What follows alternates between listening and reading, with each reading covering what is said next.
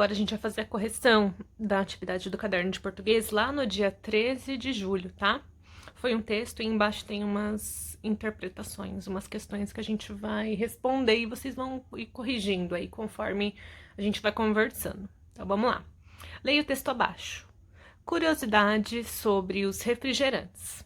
Os primeiros refrigerantes surgiram em 1676 em Paris. Na verdade, a mistura era mais um suco artificial do que um refrigerante. Nela continha água, suco de limão e açúcar. O refrigerante, como conhecemos, com a mistura de gás e água, foi inventado em 1772 por Joseph Priestley, que desenvolveu as pesquisas que levaram ao descobrimento da água gaseificada. Porém, essa mistura só foi comercializada em 1830, exclusivamente para fins farmacêuticos, como, por exemplo, na ajuda de processo digestivo. As duas maiores fabricantes do mundo, a Coca-Cola e a Pepsi, também foram pioneiras, ou seja, foram uma das primeiras na história do refrigerante, e suas fórmulas tiveram o mesmo fim, ajudar na digestão das pessoas. Então, o refrigerante, na verdade, ele era um medicamento e não uma bebida. Continuando. O farmacêutico John Pemberton criou uma mistura de cor caramelo e a juntou com água gaseificada. Seu contador, Frank Robinson, batizou a bebida de Coca-Cola. E eles começaram a vendê-la na farmácia pelo preço de 5 cents, tá? Que é os centavos americanos de dólar, tá? Para ajudar no processo de digestão. Na Pepsi, o propósito da bebida era também de ajudar a rejuvenescer e melhorar a digestão. Um reflexo disso é o próprio nome Pepsi, que veio da pepsina, a principal enzima que ativa no processo da digestão e que estava presente na composição da bebida junto com nozes de cola. Aqui tem a fonte, que é a Pinterest.com, e nós temos 5 questões aí para responder, tá bom? A primeira, questão 1. Quando surgiram os primeiros refrigerantes e como eles eram? Então, eles surgiram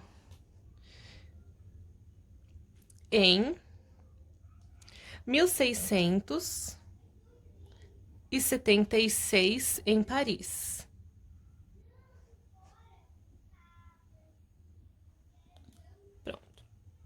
E como eles eram? Era mais um suco artificial.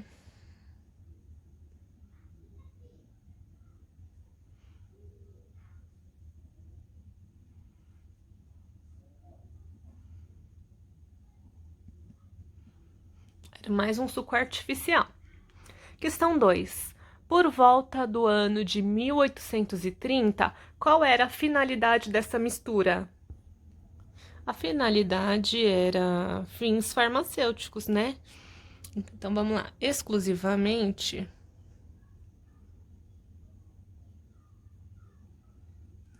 para fins farmacêuticos.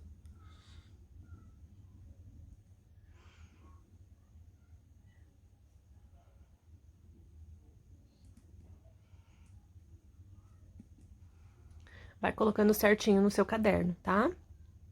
Questão 3.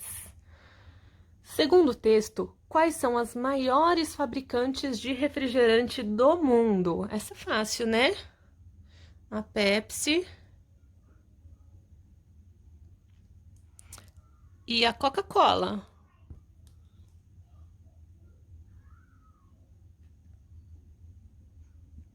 Não esqueça de escrever com letra maiúscula, porque são nomes, tá? De marcas. Questão 4. Há alguns anos atrás, onde eram comercializados esses produtos? Então, até alguns anos, onde que era comercializado?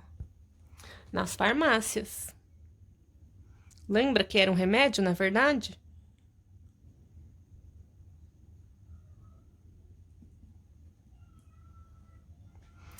E questão 5, retiro do texto 5 substantivos próprios, 5 substantivos comuns, 2 palavras paroxítonas, 2 palavras oxítonas e 2 palavras paroxítonas.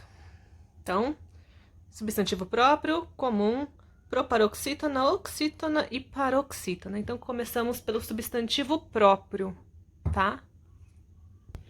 Então, eu vou pegar os 5 primeiros substantivos próprios. Aqui eu coloquei, tá? Questão 5A, que vai ser sobre os substantivos próprios.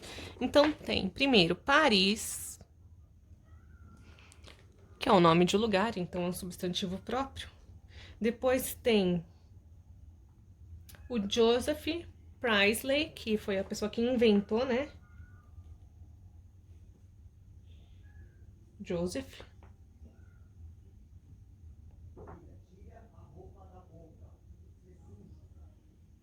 Priestley. Depois tem as 2 marcas de bebida, que no caso é a Coca-Cola e a Pepsi.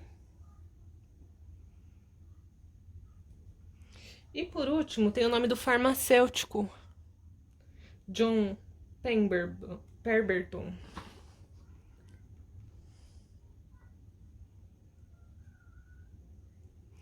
John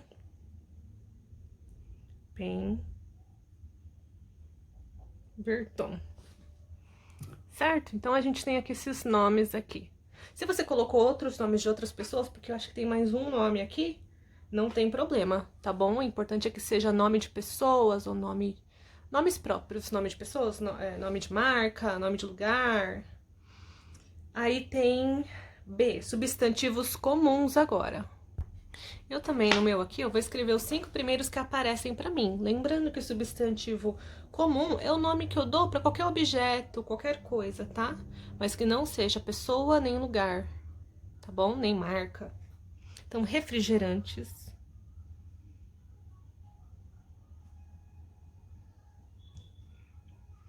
Eu peguei suco, água, açúcar e gás, que foram os 5 primeiros aqui que apareceram no texto. Depois, mas se você colocou outras palavras, não tem problema, contanto que seja nome de objetos, de coisas, tá tudo certo. Aí, depois, nós temos a letra C. Na letra C, tá perguntando 2 palavras proparoxítonas. Lembra que as proparoxítonas são as palavras que têm a sílaba tônica, ou seja, a sílaba forte, a antepenúltima, ou seja, a terceira de trás para frente, tá? As 2 palavras proparoxítonas que eu achei aqui no texto, as 2 primeiras foram farmacêuticos e fórmulas.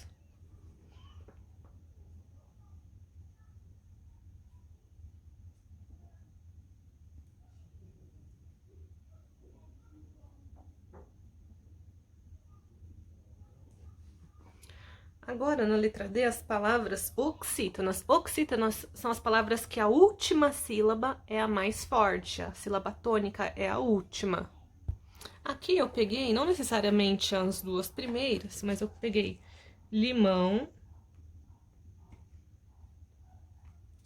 e só.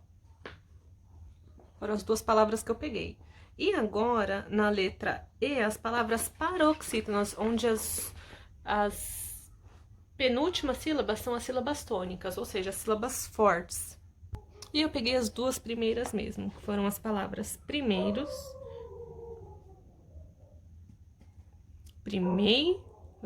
essa aqui é a sílaba forte, e surgiram,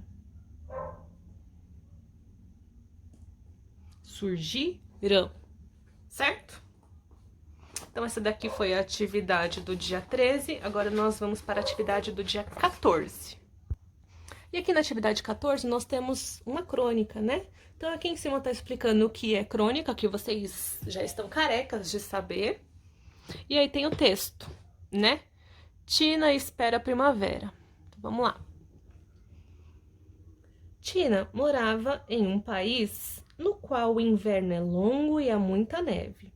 Ela se aborrecia com isso e a cada manhã achatava seu nariz contra a vidraça para ver se a neve já havia derretido. Mas a neve simplesmente não queria desaparecer. Quando começará finalmente a primavera? Ela, descontente, perguntava para sua mãe. Quero brincar de novo no gramado e colher flores. A mãe pensou e então disse: Os mensageiros da primavera são os sininhos de neve. Que tal você procurar por eles por todo dia no jardim? Tina achou a ideia ótima. Colocou seu casaco e correu para fora em busca das flores. Infelizmente, não teve sucesso no início, mas um dia encontrou realmente embaixo de um arbusto os primeiros sininhos de neve.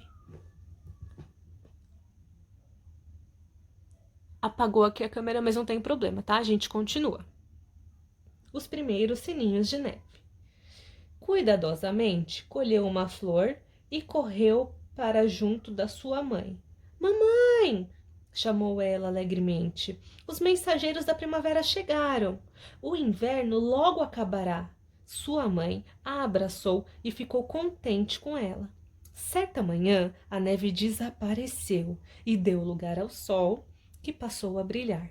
Não importava que a terra ainda estivesse encharcada. Feliz da vida, Tina olhou pela janela e disse: Bom dia, primavera. Então agora a gente vai responder as questões, tá? São essas 5 questões. Porque aqui no caso, ó, da 3 pulou para 5, tá? Mas no total são 5 questões, mesmo que elas vão até a questão número 6. Vamos lá. Quem é Tina? Qual o seu grande desejo?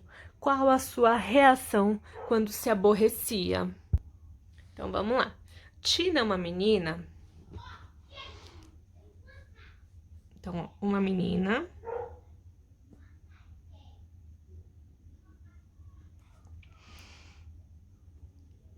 que se aborrecia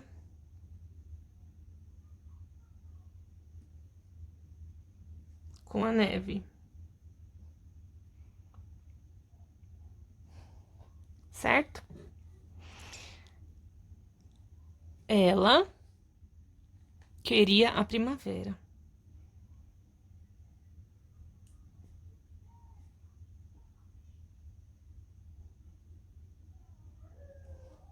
Pronto? Deu para entender aí? Uma menina que se aborrecia com a neve, ela queria a primavera. E aqui a gente responde quem é a Tina, o desejo dela e qual era a reação quando ela se aborrecia. Ela ficava triste, né? Questão 2. Para acabar com o descontentamento da filha, o que a mãe propôs para Tina? Então, ela pediu para Tina procurar os sininhos de neve.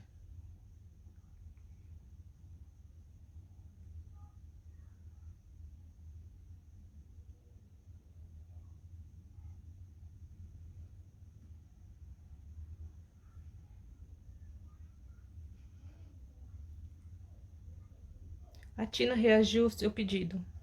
O que ela fez? Ela passou o dia procurando.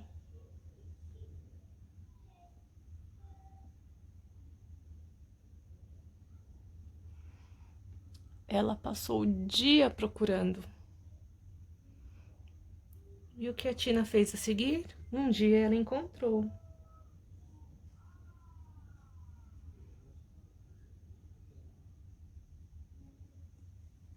Certinho?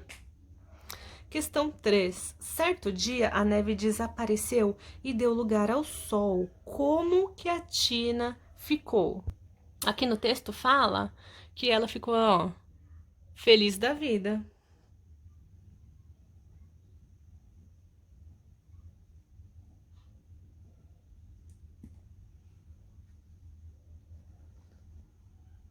Questão 5. Observe as palavras grifadas no texto. A. Em seu caderno, separe em sílabas as palavras grifadas no texto e classifique quanto ao número de sílabas. Como é que é essa classificação? Se a palavra é monossílaba, tem uma sílaba só, dissílaba, duas sílabas, trissílaba, três sílabas, ou quatro sílabas ou mais, que seria polissílaba, tá? Então, eu vou escrever todas as palavrinhas que já estão grifadas e a gente vai separar juntos. Então, aqui, ó, pra gente não perder tanto tempo e o vídeo não se estender tanto, porque eles sempre ficam grandes, né, que são muitas atividades, aqui estão todas as palavras, né, que estavam em destaque lá, grifadas, e eu separei todas as sílabas. E todas elas são polissílabas, que foi o que eu escrevi embaixo. Aqui eu acabei não me atentando e estava escrevendo novamente toda a palavra. Aí eu apaguei quando eu percebi, aí sim eu separei as sílabas, tá? Então eu sugiro que você dê uma pausa aí no vídeo para você poder corrigir direitinho, né, cada uma das palavras, certo?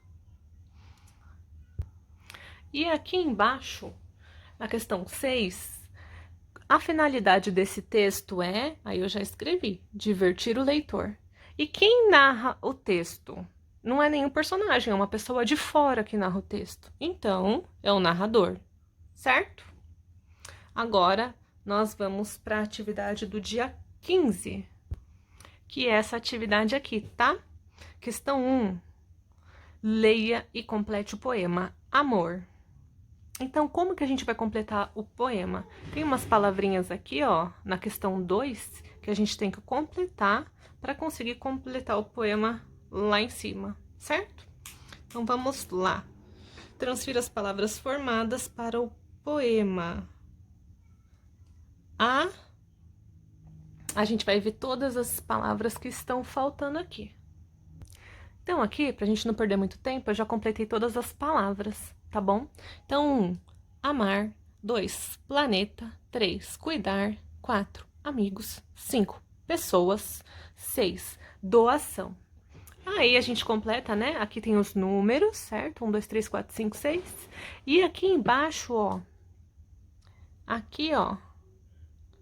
De cada uma, tem um númerozinho, ó. Aqui, por exemplo, tem o número 1, que é da palavra aqui. Aqui é o número 2, a palavra. Elas estão em ordens, tá? Então, eu vou ler o texto aqui, que a gente completou. E vocês vão pondo certinhos aí, certo? Amor. Você sabe o que é amar? Amar é cuidar do planeta. Amar é cuidar da natureza.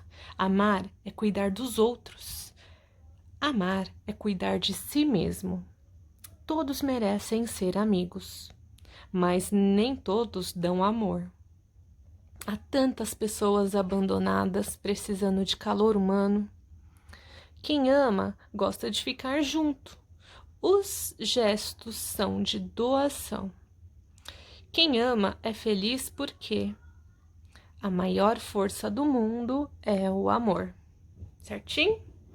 Então, depois que você completou, vai para a questão 3.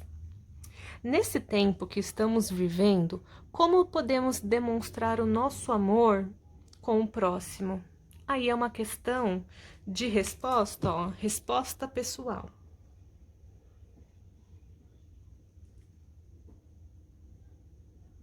O que significa isso? Significa que cada um vai colocar a sua, tá? Não que vocês tenham que escrever resposta pessoal aí.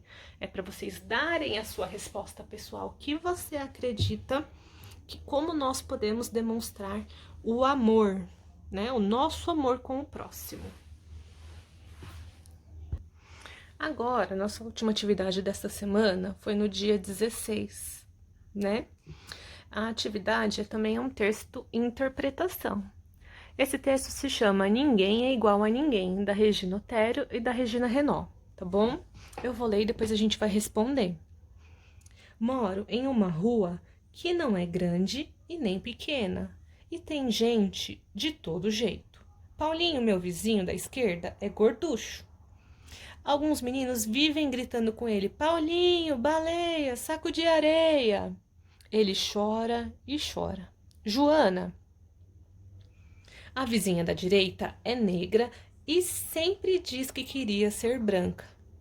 Davi, que mora em frente, é ruivo e fica furioso quando o chamam de cabeça de fogo. É fogo mesmo. É que em toda casa tem sempre alguém que quer ser diferente do que é. Eu sou magrelo porque é assim que eu sou. Antes não gostava que ninguém mexesse comigo. Já tive apelido de palito, vareta, linguiça. Agora nem dou bola mais para os apelidos, pois não sou nada disso. Sou um menino chamado Danilo, que não é gordo nem médio. Sou magro e bom das pernas. Não perco uma corrida.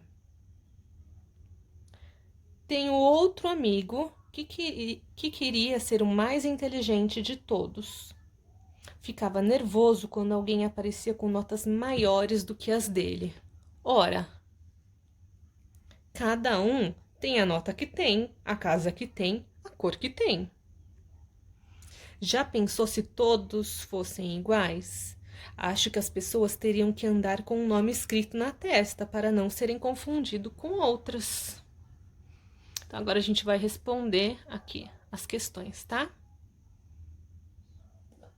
Qual é o assunto do texto? Sobre o que esse texto fala? Sobre a diferença das pessoas, né?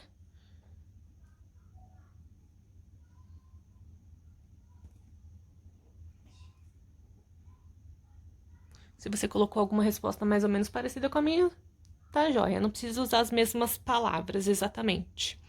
Questão 2. Quem conta a história? O Danilo, né?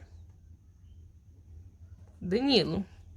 Podemos dizer que ele é um narrador participativo ou observador?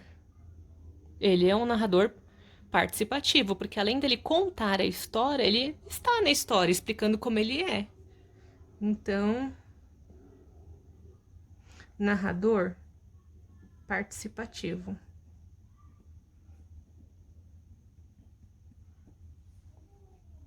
3. Qual o modo do choro de Paulinho? Qual modo não, perdão. Qual é o motivo do choro de Paulinho?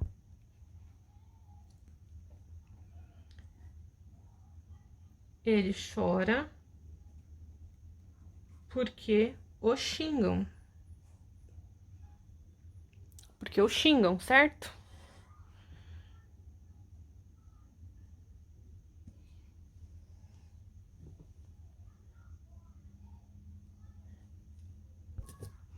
E aí embaixo tá pedindo para você dar a sua opinião, tá? Depois tem: escreva as características dadas ao narrador pelos colegas. Magrelo. Qual é a sua opinião sobre o Qual é a opinião do Danilo sobre o mesmo? Ele não liga. Ele não liga mais. E 5. Segundo o texto, em toda casa sempre tem alguém que quer ser diferente. E você gostaria de ser diferente? Essa resposta aqui, ó, é pessoal. Então, cada um vai responder o que acredita, certo? Então, essas daqui foram as atividades dessa semana. Curta, se inscreva no canal, tá bom? E aí, para você receber mais atividades conforme eu for postando. Beijinhos, fiquem com Deus.